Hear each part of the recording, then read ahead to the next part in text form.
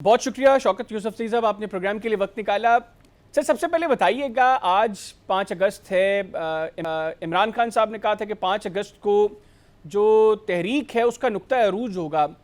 हमें जो मनाजिर नज़र आ रहे हैं, लग रहा है कि कोई मुनज़्ज़म मनसूबा बंदी नहीं थी, कोई मनसूबा साजी नहीं थी।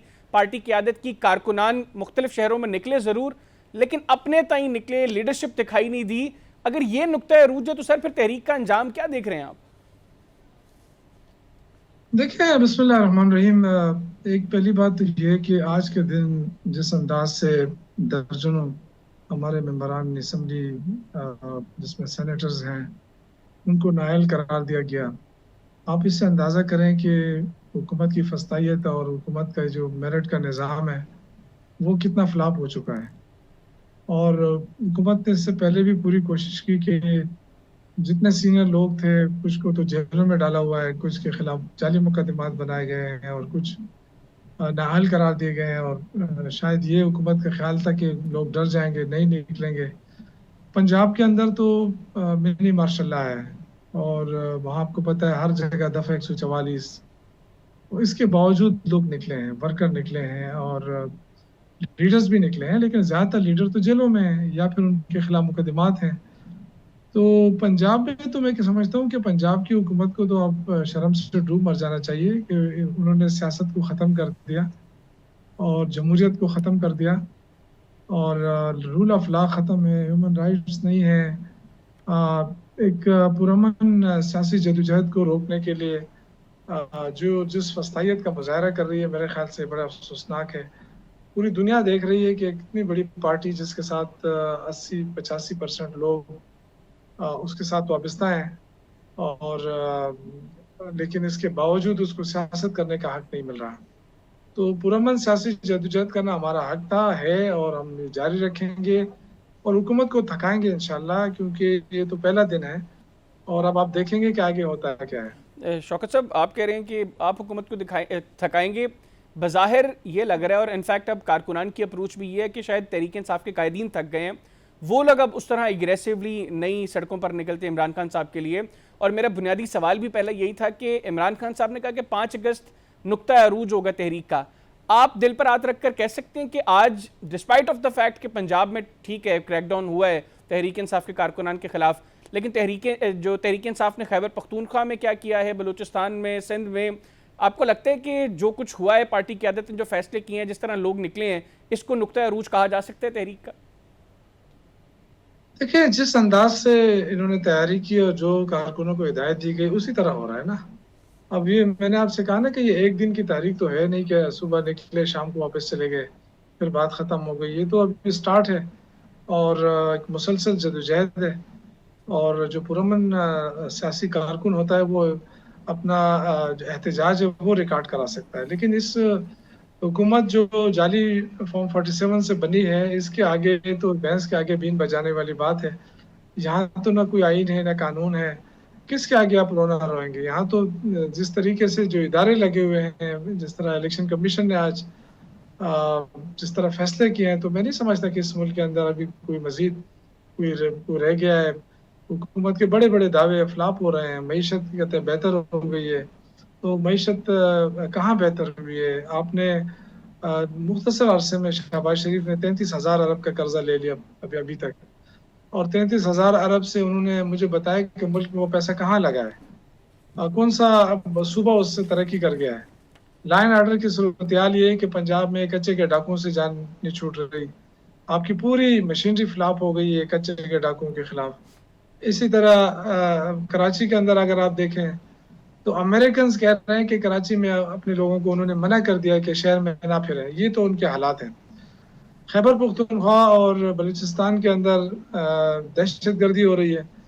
तो ये चीज़ें ऐसी है कि गवर्नमेंट को इस तरफ फोकस करना चाहिए था, लेकिन इस वक्त पूरा जोर लगा रही है हुकूमत के पीटीआई को क्रश करे और एक इमरान खान को नुकसान पहुंचाने के लिए वो हर हद तक जा रही है। पूरे आइन का हुलिया बिगाड़ दिया है। अच्छा, अभी सुनने में आ रहा है कि 27वीं आईनी तरमीम के लिए काम हो रहा है। शौकत तो भाई, ये तो मैं ये 27वीं आईनी ये तरमीम कुछ से भी कर मुतालिक भी ले। आपसे सवाल करता हूँ, लेकिन एक approach with in Tehreek Insaf ये भी है कि तहरीक इंसाफ की मौजूदा क़यादत के अंदर ऐसे लोग मौजूद हैं जो ये चाहते ही नहीं है कि इमरान खान साहब जेल से बाहर आए। तभी इस तरह के मौक़ों पर ऐसी प्लानिंग होती है कि अल्टीमेटली वो एक शॉप फ्लो जो है वो फ्लॉप शो जो है वो कंसिडर किया जाए। आज के दिन के हवाले से भी कारकुनान की जो अप्रोच थी, कारकुनान के जो सवालात थे, हम भी मल्टीपल टाइम्स टेलीविजन पर पूछते रहे आपके लोगों से कि भाई आपकी प्लानिंग क्या है, तो कोई डायरेक्शन उनकी गुफ्तगू में नहीं थी। और आज वही कुछ नजर भी आ रहा है कि जिस तरीके से लोग निकले हैं, डायरेक्शनलेस लोग निकले हैं, जो निकला है वो खुद ही निकला है, क़यादत में कोई लीड करने वाला नहीं था और ऐसा लग रहा था कि किसी ने कुछ इंस्ट्रक्ट भी नहीं किया हुआ किसी को। नहीं, ये आप नहीं कह सकते कि क़यादत मौजूद नहीं थी। आलिया हमजा साहिबा लीड कर रही थी पंजाब में, यहाँ पे जुनैद अकबर साहब कर रहे हैं सूबे में, अली अमीन गंडापुर साहब कर रहे हैं। तो मेरा नहीं ख्याल है कि जो आप बात कर रहे हैं वो आप दुरुस्त कर रहे हैं, लेकिन ये मैं मानता हूँ कि पंजाब के अंदर अगर अगर सियासी जद्दोजहद की इजाज़त मिल जाए तो पूरा पंजाब इस वक्त तहरीक इंसाफ के साथ खड़ा है। लेकिन अगर आप ये कहें कि जी रियासती ताकत है, बंदूकें हैं और आप अपने सियासी कारकुनों को निकालें ताकि वो बंदूकें जो है उनको मारें, तो ऐसा तो कोई भी नहीं कर सकता है। और ना ही कोई स्टील के बने लोग हैं कि जी आप कहें कि जी आप चलाएं बंदूकें, ना कोई ऐसी ट्रेनिंग दी गई है। हम तो सारे सियासी वर्कर हैं, वैसे सियासी वैसे स्ट्रगल भाई कर सकते शौकत भाई, हैं आप और वो समझते हैं स्ट्रगल हो रही है। लेकिन इस हुकूमत ने फ्यूचर के लिए बहुत बड़े सवाल छोड़े हैं कि आइंदा क्या होगा इस मुल्क के साथ, जो कि इस वक्त जो कुछ हो रहा है इस आइन के साथ, मईशत के साथ और मुल्क के साथ। आप वैसे समझते हैं कि ये प्लानिंग दुरुस्त नहीं थी कि मुख्तलिफ शहरों में लोग निकलें, जब आप लोगों को अंदाज़ा था कि इस तरह का माहौल बन सकता है? और चंद रोज़ से ये खबरें भी आ रही थी कि तहरीक इंसाफ के लोगों के खिलाफ क्रैकडाउन का आगाज़ हो रहा है, तो आप लोग बेहतर था चाहे खैबर पख्तूनख्वा में किसी एक मकाम पर कोई बड़ा जलसा कर देते, एक मैसेज चला जाता। नहीं, मेरे ख्याल से ये जो आप बात कर रहे हैं ना, देखें आप ये देखें कि इतनी बड़ी फस्तायत के बावजूद लोग निकल रहे हैं और जाली मुकदमात बन रहे हैं, लोगों को नाअहल करार दिया जा रहा है। ऐसी कौन सी पार्टी आप बताएं ना मुझे कोई कि उसके साथ इतना बड़ा उनके खिलाफ क्रैकडाउन होता रहा है और फिर वो फिर भी खड़े रहे हैं। तो मैं ये तो एक किस्म की एक प्रोपेगेंडा हो रहा है कि जी लीडरशिप नजर नहीं आ रही है। देखिए एक प्लानिंग हुई है, ABC 3 प्लान बने हुए हैं, इंशाअल्लाह ताला भी काफ़ी टाइम है। और जो आपकी ख्वाहिशात हैं या जो इनकी हुकूमत की ख्वाहिश है कि जी ज़्यादातर लोग निकल आएँ, तो वो भी हो जाएगा इंशाअल्लाह, एक साथ भी निकल आएंगे। अब ये तो देखें एक किस्म की रैलियां और ये इस करने का मकसद ये था कि हुकूमत को पता चले कि हाँ लोग हैं PTI के साथ, अभी भी नहीं खौफजदा। नहीं तो फिर अप्रोच क्या है विद इन PTI? आपने कहा अभी काफ़ी वक्त है, खान साहब को ऑलरेडी 2 साल हो चुके हैं जेल के अंदर। आप मजीद कितना वक्त आप समझते हैं कि ये तहरीक को मोमेंटम लेने में लगेगा या उस अप्रोच तक पहुंचने में लगेगा जब आपको लगता है कि खान साहब की रहाई जो है वो मुमकिन हो सकेगी? नहीं, आप क्या समझते हैं कि हम डंडे उठाएं और असला उठा के अडियाला जेल पे हमला कर दें? नहीं, मैं तो बिल्कुल ऐसा नहीं अगर आप समझता। देखें ना, मैं तो हम तो बिल्कुल ऐसा देखें नहीं ना, मैंने आपसे कहा समझता। कि सियासी लोग हैं, सियासी स्ट्रगल कर सकते हैं, उसमें महीना लगे, 2 महीने लगे, साल लगे, लेकिन सियासी स्ट्रगल जारी रखेंगे। एक तरफ फस्तायत है, हुकूमत जो है वो रियासती ताकत इस्तेमाल कर रही है अवाम के खिलाफ, दूसरी तरफ नहते अवाम है। तो पूरी दुनिया के अंदर हमेशा जब सियासी लोग एहतजाज करते हैं तो उसकी एक वैल्यू होती है। आपने देखा मलेशिया के अंदर 20-30 हज़ार से ज़्यादा लोग निकले, महातिर मोहम्मद साहब भी उसमें थे, तकरीरें हुई, पूरी जो पुलिस सिक्योरिटी थी वो उनको सिक्योर कर रही थी, सिक्योरिटी दे रही थी। यहाँ क्या होता है, यहाँ आज पंजाब पुलिस आके फायरिंग शुरू कर देती है, आंसू गैस की शेलिंग शुरू कर देती है। तो ये जो अमल है मेरे ख्याल से ये पूरी दुनिया भी देख रही है और आप लोग अपने ज़मीर पे भी देखें, जितना आज़ाद मीडिया है वो भी देख लें कि ये हुकूमत कर क्या रही है।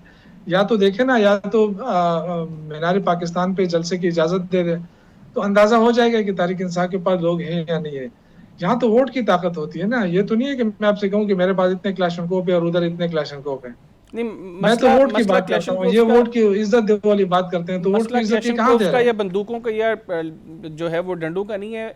मसला ये कि फिर आप लोग चीज़ों को, मसाइल को किस तरीके से सेटल करेंगे? तहरीक इंसाफ के अंदर अप्रोच ये है कि हमने बैठने एस्टैब्लिशमेंट के साथ मुज़ाकरात करने हैं, हुकूमत कह रही है आप हमारे साथ बैठें। आज भी आज़म नज़ीर तारड़ साहब ने कहा कि तहरीक इंसाफ के जो खदशात हैं, जो तहफ़्फ़ुज़ात हैं, वो हमारे साथ बैठें टेबल पर, हम उनके साथ बात करते हैं। हम आज भी उनके साथ बैठने को तैयार हैं। इवन 26वीं आईनी तरमीम के ऊपर उन्होंने कहा आप समझते हैं कि इसमें बेहतरी की गुंजाइश है तो हम उस पर भी आपके साथ बैठने को तैयार हैं। आप लोग क्यों फिर पॉलिटिकल सेटअप के साथ जो है वो गुफ्तगू करने को तैयार नहीं है? यार मुझे बड़ा अफसोस है कि आप इसको भी पॉलिटिकल सेटअप कह रहे हैं, जिसको 17 सीटों पे एक बंदा वज़ीर आज़म बना है। और हमें ताने मिलते हैं कि 2018 में ये एस्टेब्लिशमेंट के सहारे पर आए थे। देखिए, एस्टेब्लिशमेंट के सहारे पर हमने हुकूमत ज़रूर बनाई थी, बिल्कुल मैं मानता हूँ, कोई माने या ना माने। लेकिन हमने सीटें अपने अपने ज़ोर बाजू पे ली थी, हमने लोगों ने हमें वोट दिया था, हम असम्बली में पहुंचे थे, अक्सरियती पार्टी थी। ठीक है, 3-4 जमातें जो हमारे साथ मिली थी वो बिल्कुल एस्टेब्लिशमेंट के जरिए मिली थी और उनके जरिए हमने हुकूमत बनाई। और आपने देखा कि उसका नतीजा ये निकला कि जब एस्टेब्लिशमेंट ने उनको कहा कि चले जाओ तो वो चले गए। तो ये हुकूमत जो है ये तो टोटली एस्टेब्लिशमेंट की है। इसमें तो शहबाज नवाज शरीफ का तो कुछ है ही नहीं। नवाज शरीफ अपनी सीट हार चुके हैं और एक ऐसी खातून जो 70 साल खातून है बेचारी, डॉक्टर यास्मीन राशिद, उसके साथ जो कुछ हो रहा है वो सब इसी के बुनियाद पे हो रहा है ना कि उन्होंने नवाज शरीफ को शिकस्त दी है। तो आप अंदाजा करें कि 65 साल 70 साल के सियासी लोगों को 10-10 साल की सजाएं मिल रही हैं। तो इस मुल्क के अंदर तो आइन कानून ये तो सब अब खत्म हो रहा है ना। अब तो सिर्फ बात रह गई है कि ताकत का इस्तेमाल है, फिर ताकत का इस्तेमाल करके हमें कहा जाता है आप निकलो। तो ये इसके साथ भी अगर कोई लोग निकलते हैं ना तो ये बहुत बड़ी बात है। हाँ, अगर अपने मुल्क को ठीक करना है तो आप फ्रेश इलेक्शन की तरफ जाएं। अच्छा, अभी जो आज इलेक्शन कमीशन ने मजीद आपके 11 अरकान को नाअहल कर दिया है, जिसमें 9 अरकान असम्बली और 2 सेनेटर्स शामिल हैं, आप क्या समझते हैं मजीद नाअहलियाँ हो सकती हैं तहरीक इंसाफ के सर्कल में? बिल्कुल हो सकती हैं। ये हुकूमत जो है ना, मैंने आपसे कहा ना कि ये कोई आइन कानून तो यहाँ है नहीं ना, जो भी आवाज उठाएगा उसको घर भेजेंगे। ये इस मुल्क का अलमिया है और आइंदा जो सियासत है वो तो खत्म हो रही है ना। और जो पीपल्स पार्टी अपने आप को जो जमहूरी पार्टी कहती थी, बड़ी स्ट्रगल वाली पार्टी कहती थी, आज वो उनके साथ मिली हुई है। जो हमेशा कहती थी कि हम एस्टेब्लिशमेंट के खिलाफ है, लेकिन आज जो है ना वो सियासत के खिलाफ है। उनको जो सियासत में नाकामी हो रही है, अब वो नाकामी की वजह से अब वो एस्टेब्लिशमेंट की तरफ उनका झुकाव बढ़ गया है। लेकिन अभी भी कुछ लोग हैं जो इस मुल्क के अंदर रूल ऑफ लॉ और सुपरमेसी ऑफ लॉ और सुपरमेसी ऑफ पार्लियामेंट के लिए जदोजहद कर रहे हैं। मेरे ख्याल से ये बहुत बड़ी बात है। ठीक है, आखिर में ये बताइएगा, आपने जिक्र किया था 27वीं यानी तरमीम का। अभी जो हालिया इलेक्शंस थे खैबर पख्तूनख्वा में सेनेट के, उनमें आप लोगों ने 2 नशस्तें थीं जो हुकूमत को दी, जिसके बाद हुकूमत को अब सेनेट में भी 2/3 अक्सरियत मिल गई है। मैंने तब भी ये सवाल किया था, आप ही मेरे प्रोग्राम में थे, कि इसके कॉन्सिक्वेंसेस क्या होंगे, वो आप लोगों को इस चीज़ का अंदाज़ा है? अब अगर हुकूमत 27वीं यानी तरमीम करती है और उसमें जो कॉन्स्टिट्यूशनल बेंचेस हैं उसके बारे में कहा जा रहा है कि कॉन्स्टिट्यूशनल कोर्ट्स में उसको तब्दील कर दिया जाएगा, उनके जजेस की उम्रों के हवाले से बड़ी बातें हो रही हैं, तो तहरीक इंसाफ को ये अंदाज़ा था ना कि हुकूमत ये सब कुछ कर सकती है पहले? देखिए, ये इस पे बड़ी डिबेट हो चुकी है पहले भी। उसके कई पहलू हैं कि अगर हम सेनेट इलेक्शन यहाँ करा देते तो जो पहले की तरह जो छांगा मांगा की सियासत है वो फिर गर्म हो जाती, ब्रीफकेस से आ जाती और एक करप्शन का बाजार गर्म हो जाता। तो उसके एक अलग पहलू है। ठीक है, हमने लॉस की एक सीट, लेकिन दूसरी तरफ अगर आप देखें तो अगर पैसों की रेल पेल शुरू हो जाती तो एक सूबे की बदनामी भी थी। तो अगर उस एतबार को आप देखें तो ठीक है, हमें नुकसान तो हुआ है, लेकिन मैं नहीं समझता कि कोई गलत फैसला था, बिल्कुल दुरुस्त फैसला था कि कंसेंसस डेवलप हुआ और पैसों की रेल पेल को रोका गया।